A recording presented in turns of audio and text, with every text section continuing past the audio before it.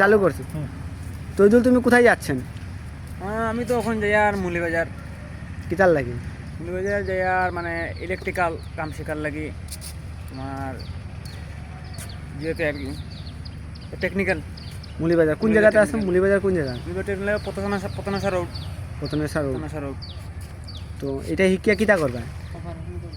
এটা শিকিয়া কাম শিখা পালা, ঠিক আছে। এখন তারা যে সময় আমি ভর্তি হয়েছি ওই সময় তারা কইছে যে কাম শিখা কী করবা, বিদেশ যাইবা না আরও কিছু করবা। ওই সময় আমি কইছি যে স্যার কাম শিখে রাখা পালা, কাম শিখা পড়া না তুমি যাইবা বিদেশ বা দেশও করবা বিদেশ করো।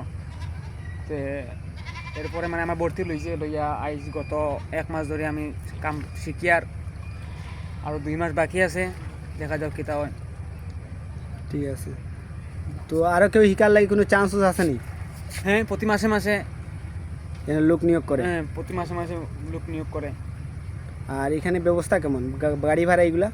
গাড়ি ভাড়া প্রতিদিন তারা 150 টাকা করে দেয়। তারা দেয়?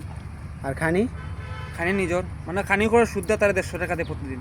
3 মাসে তারা দিব 13,000 টাকা, 13,500 তারা দিব।